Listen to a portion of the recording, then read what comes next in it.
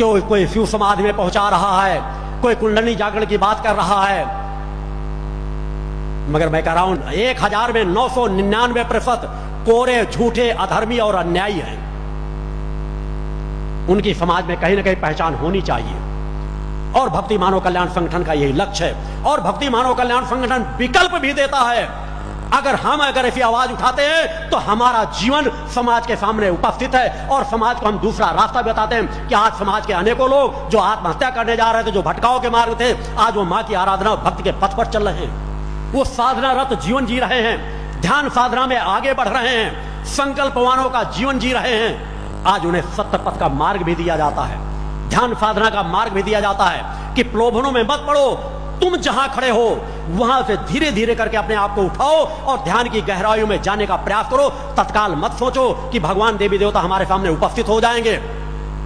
पहले अपने आप को पहचानो। जब तक तुम अपने आप को नहीं पहचान पाओगे, जब तक अपनी अंतरात्मा को जागृत नहीं कर पाओगे, तब तक तुम समाज में कभी भी अगर चाहो कि देवी देवताओं के हम दर्शन कर सके, असंभव है। अतः अपने आप को पहचानो, अपने आप को जानो, अपने आप को जगाओ। भक्ति मानव कल्याण संगठन हर पल जनसेवा के कार्य में तत्पर है। समाज को नशा मुक्त, मांसाहार मुक्त बनाने के साथ चरित्रवान साधकों का निर्माण कर रहा है।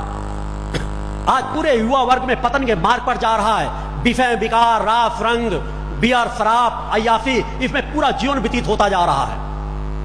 हमें उन युवाओं को दिशा देना है, उन्हें एक मार्ग देना है कि तुम्हारा उस मार्ग पर कल्याण नहीं, सत्य पथ पर चलो, उस परम सत्ता की आराधना करो, अपने आचार विचार व्यवहार में परिवर्तन लाओ। देखो कितना आनंद मिलता है। उस आनंद पथ की ओर बढ़ो। उस आनंद पथ में सब कुछ सार समाहित है, सब कुछ प्राप्त किया जा सकता है। कुछ कदम चल करके तो देखो। मैंने विज्ञान को चुनौती दी है कि अगर उनके पास सामर्थ्य है तो उन चीजों को आए, और मैं अपना शरीर, मगर मैंने कहा धर्म रक्षा के लिए एक बार किसी तरह के चमत्कारों की जो आवश्यकता होगी उनको मैं उपस्थित करने के लिए तैयार हूं। मगर उसके पहले सभी संस्थाओं में सूचना जानी चाहिए। वो संस्था के लोग निकल के आए, या तो कहें कि हाँ हम सिद्ध साधक हैं, या तो कह दें नहीं हम कोरे कागज हैं। समाज को अब और छला ठगा नहीं जा सकता, क्योंकि यह संधिकाल है, कलयुग और सतयुग का संधिकाल।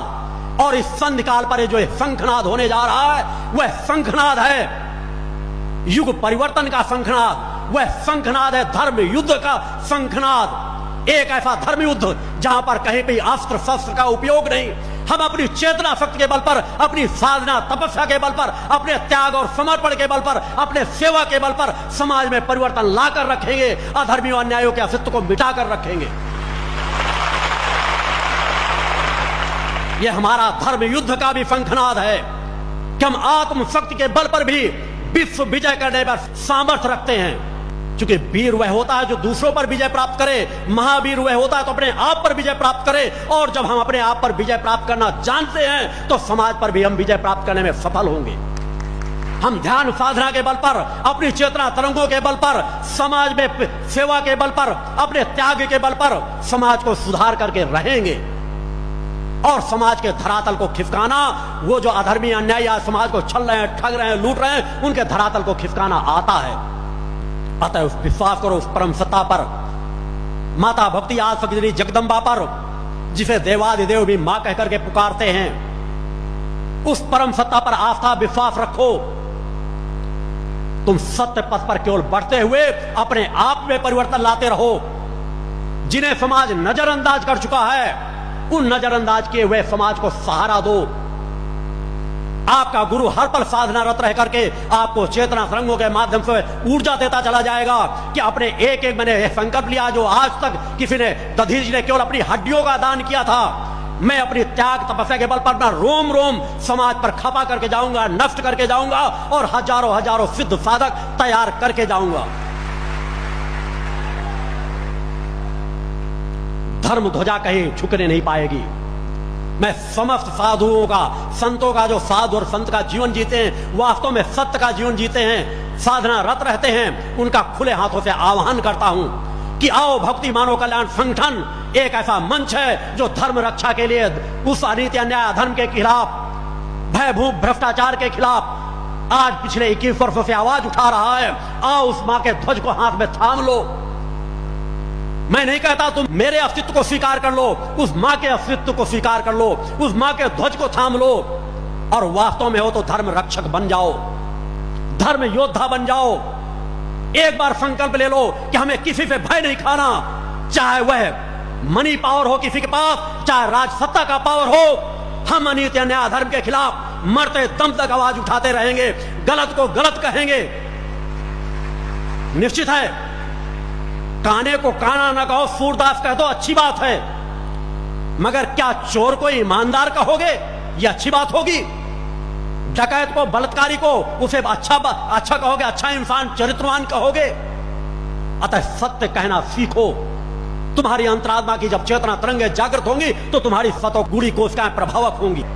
सतोगुणी कोशिकाएं जो जो प्रभावक होती चली जाएंगी, आपके अंदर एक चेतना शक्ति आती चली जाएगी। साधना का तात्पर्य केवल एक कोने बैठकर भगवान का नाम जपते रहने से नहीं होता। हम जीवन के बहुमुखी विचारधारा का जीवन जिए कि ना हम गलत करें ना गलत सहें। आज तो गांधी जी के 3 मंत्रों की रूपरेखा ही बदली हुई है कि गांधी जी ने कहा मुंह बंद कर लो, किसी की बुराई मत करो, कान बंद कर लो, बुराई मत सुनो, आंख बंद कर लो, बुराई मत देखो। अरे गांधी जी को अगर इस तरह चिंतन देना होता तो बंदरों को नहीं इंसानों को बैठालते। मेरा मानना है कि उसकी विचारधारा को लोगों ने समझा नहीं। गांधी जी ने एहसास कराया कि अगर बंदर हो या बंदर की औलाद हो तो बुराई के खिलाफ मुख बंद कर लो, बुराई के खिलाफ मत बोलो। गलत हो रहा हो आंखें बंद कर लो, मत देखो। किसी के करुण कुंदन सुनाई दे रहा हो, कोई किसी की हत्या, किसी के साथ बलात्कार हो रहा हो, वो तुम्हें मदद के लिए पुकार रहा हो, तुम कानों में उंगली डालो कि हम नहीं सुनेंगे। तो अगर बंदर अपने आप को मानते हो तो आंख बंद कर रखो, कान बंद कर रखो, मुंह बंद कर रखो। और अगर इंसान हो, इंसान की औलाद हो, तो खुली आंखों से अनीति अन्याय धर्म को देखो, खुली आंखों से करुण कुंदन को सुनो और खुले मुक्त स्वर से कंठ से आवाज उठाओ और जहां जरूरत पड़ जाए वहां हाथ भी उठाओ। भगवान की जय। हमारे द्वारा कोई व्यक्ति प्रताड़ित नहीं होना चाहिए, मगर हमें प्रताड़ना को सहना भी नहीं चाहिए। कोई एक बार हाथ उठाए तो उसे चेतावनी दे दो, दोबारा हाथ उठाए उसका हाथ तोड़ दो। मैं उन गुरुओं में हूं। भगवान की जय। अहिंसा का पालन करता हूं। अहिंसा का तात्पर्य है कि किसी पर हिंसा मत करो, मगर अपने ऊपर भी हिंसा को सहने वाला सबसे बड़ा अहिंसक होता है। कितने अहिंसक है? क्या राम अहिंसा के पुजारी नहीं थे? उन्हें तो मर्यादा पुरुषोत्तम कहा गया। मगर आज के कुछ मानव सोचते हैं हम उनसे बड़े महान बन जाएंगे। राम को भी रावण का वध करना पड़ा, कृष्ण को भी कंस का वध करना पड़ा। क्या वे अहिंसा का पालन नहीं करते थे? गांधी जी ने अहिंसा का पाठ में पढ़ाया है, मगर गांधी जी ने भी विरोध किया है। कहीं अनशन के माध्यम से, कहीं किसी माध्यम से उन्होंने अनीति अन्याय धर्म को स्वीकार नहीं किया। मुझे वेदना हुई कुछ समय पहले जब मैं अन्ना हजारे के कुछ समर्थकों को एक न्यायालय के सामने पैर से किक मारते हुए, कितने उनको ठोकर मारी, वो सब सह रहे थे और उनकी टीम भी कह रही हम तो अहिंसा के पुजारी हैं। मैं मानता हूं अन्ना हजारे का मैं सम्मान करता हूं और भक्ति मानव कल्याण संगठन अन्ना हजारे की मुहिम के साथ 101% खड़ा है कि अन्ना हजारे का, मगर अन्ना हजारे के की जो एक विचारधारा अहिंसा का जो स्वरूप समाज को दे रहे हैं कि कोई हमें जूतों से मारता रहे, कोई किक मारता रहे और हम विरोध न करें। अगर हम अपनी आत्मा की रक्षा नहीं कर सकते, अपने शरीर की रक्षा नहीं कर सकते, तो हम कायर हैं, कमजोर हैं, बुजदिल हैं। कितना पीछे जाओगे? कल को कोई तुम्हारी बहन बेटियों की इज्जत लूटेगा, कल कोई तुम्हारे घर में जाके जूता मारेगा, कल कोई तुम्हारी बहन बेटियों के रोड में बेइज्जती करेगा। कितने अहिंसक बनकर के जीवन जियोगे? वो पड़ा है, उसको लोग मार रहे हैं, 5-5, 7-7 लोग एक किक से पैर मार रहा, बड़ा मर्द बन करके। अरे मर्द हो तो समाज सेवक बनो। किसी एक आतंकवादी के भी एक किक मारे होते जाकर के, किसी एक आतंकवादी को भी पकड़ करके दिखाए होते। आज हिंदुत्व की रक्षा करने का दावा करने वाली अनेकों संस्थाएं आज हिंदुत्व को भी हाशिए में लाकर खड़ा कर दिए हैं। हिंदू आज आतंकवादी के समान देखा जाता है। हम अपने बच्चों को कट्टे, तलवार, भाले, बल्लम और रोड में हो हल्ला मचा करके क्या देना चाहते हैं? कौन सी संस्कृति की रक्षा करना चाहते हैं? अगर हमारे बच्चे उग्रवादी बन गए तो इस समाज को, हमारे हिंदू धर्म को फिर कोई नहीं बचा सकेगा। अरे बनाना है तो उन्हें चेतनावान बनो। उन हिंदूवादी सभी संगठनों का आह्वान करता हूं कि आओ, सत्य की रक्षा के लिए हमें हथियार की जरूरत नहीं, हमें मां के ध्वज की जरूरत है, हमें अपनी चेतना शक्ति की जरूरत है, हमें अपनी रक्षात्मक शक्ति की जरूरत है। हमें किसी का शोषण नहीं करना।